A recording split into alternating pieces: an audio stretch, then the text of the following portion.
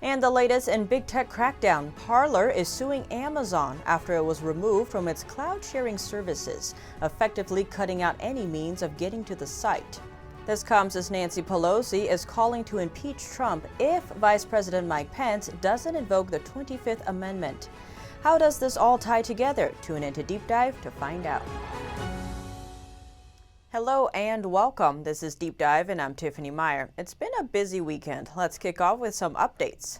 Let's do a quick rundown of all the platforms blocking or banning Trump. The latest is Stripe, which says they will no longer process payments for Trump's campaign. And some surprising platforms include Pinterest, which has blocked all pro-Trump hashtags, Discord, which blocked the Donald server, Twitch, which blocked Trump's channel, and Shopify, which took down 2 stores affiliated with Trump online. Other platforms include Reddit, TikTok, Apple, Snapchat, Instagram, Facebook, Twitter, YouTube, and Google. Following those bans, many of Trump supporters started moving to other platforms, such as Parler and Gab. Free speech platform Gab is reporting a huge increase in traffic. It was up over 750% in just 24 hours over the weekend. It reported over 500,000 new users on Saturday alone and said it was making 10 new servers to handle the increase.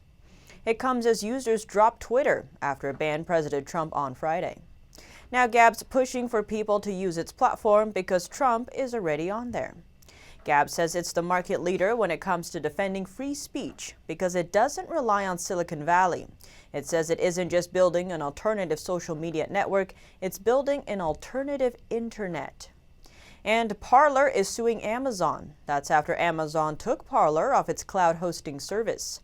According to the lawsuit, Parler is suing Amazon for violating antitrust laws, alleging Amazon's decision was politically motivated. Amazon kicked Parler off its cloud sharing service AWS. But according to the lawsuit, AWS has to give Parler a 30 days heads up before terminating service. The suit also alleges it's anti-competitive as Twitter is still on AWS and is Parler's rival. According to the file, AWS's decision to effectively terminate Parler's account is apparently motivated by political animus. It is also apparently designed to reduce competition in the microblogging services market to the benefit of Twitter. The lawsuit is calling for Amazon or a federal judge to reinstate the platform. Amazon removed Parler from its cloud sharing service after both Google and Apple took down Parler from the Google Play Store and the Apple Store. It's a big deal since over 99.5% of smartphones run Google's Android operating system and Apple iOS. This move effectively cuts Parler off from most mobile devices. Parler CEO talks about the latest blow to free speech after Parler's website was taken offline over the weekend. On Sunday, Parler CEO John Matz told Fox that Amazon, Apple, and Google are colluding to take Parler down. He said they made an attempt to not only kill the apps, but to actually destroy the entire company. But it's not just these 3 companies. Every vendor, from text message services to email providers to our lawyers, all ditched us too on the same day. And they're trying to falsely claim that we were somehow responsible for the events on January 6th. Critics claim protesters used Parler to organize the storming of the Capitol and encourage violence. But Matt says there's no way to organize events on the app and that big tech has double standards. He says Twitter let Hang Mike Pence trend the same day Google banned his app, which had reached #1 on Apple. Amazon claims they didn't coordinate with Google or Apple and that they've seen an increase in violent content on Parler's website. Apple and Google haven't responded for comment. Matt says the actions against Parler would put anyone out of business. He says they could destroy anybody. I totally see the danger here. What they're doing and the amount of the power they have is not just frightening, it's actually extremely scary. He says they're trying to get back online as quickly as possible. Meanwhile, a top Republican in the House of Representatives says he's exploring legal options with fellow members of Congress after big tech shut down the social media site Parler.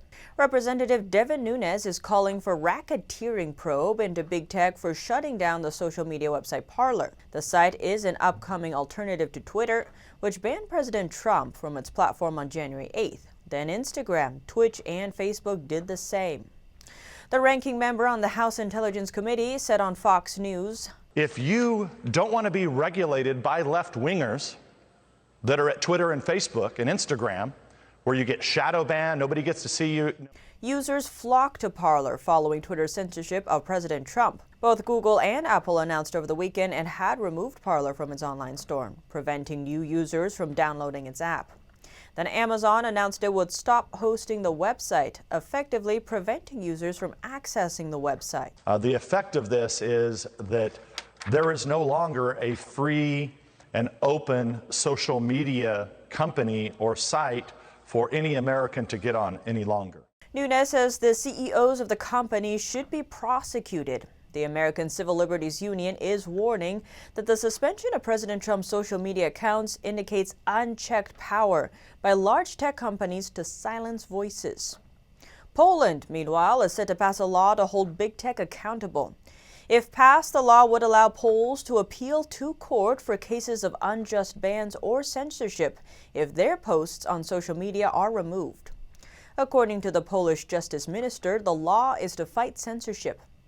He said a social media user must have the feeling that their rights are protected. There cannot be censorship of expression. Freedom of speech and debate is the essence of democracy. The law would fine big tech $2.2 million every time they unconstitutionally censored lawful speech online. And many who are still left online are calling big tech's moves hypocritical. Lawyer and Human Events publisher Will Chamberlain wrote on Twitter, Apple is demanding that Parler be held responsible for the content posted by its users, or it will take it off iOS. So basically, Apple is demanding that Parler waive its Section 230 protections while lobbying to maintain its own 230 privileges. The Trump administration has repeatedly called on Congress to repeal Section 230, the federal law protecting the tech giants from being held liable for user-posted content. President Trump and his administration have repeatedly underscored the risks of unbalanced policing of user content on social media platforms, claiming that many big tech companies are engaging in conduct that limits conservative viewpoints and stifles free speech. Another person wrote online, first they ban accounts, then they ban apps, finally they will block websites. At the same time, email provider Campaign Monitor suspended the Trump campaign's account on Thursday. The reason all these platforms are citing for removing the president is that Trump incited the violence at the Capitol. Let's take a look at his speech in Washington, D.C. I know that everyone here will soon be marching over to the Capitol building to peacefully and patriotically make your voices heard. But most big tech platforms took great pains to ban that speech. What does it mean when you, the people, can't see firsthand information anymore and come to your own conclusions? And Nancy Pelosi today says the House will move forward with plans to impeach President Trump if there's no response from the Vice President to enact the 25th Amendment.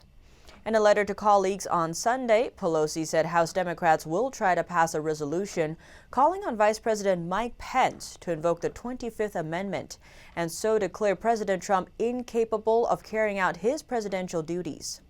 Democrats have given Pence 24 hours to act. If he won't comply, the House will consider articles of impeachment over the U.S. Capitol breach instead. The House's third top-ranking Democrat, Hakeem Jeffries, announced the move on Sunday. Mainstream media outlets report that President Trump is responsible for inciting the violence and break-in at the U.S. Capitol. In the president's January 6th speech, he said protesters were going to peacefully and patriotically make their voices heard at the Capitol. Senate Majority Leader Mitch McConnell, however, sent a letter Friday to Republican senators summarizing Senate rules. It said the Senate could not act on any articles of impeachment until January 19th due to the Senate being in recess and holding only pro forma sessions.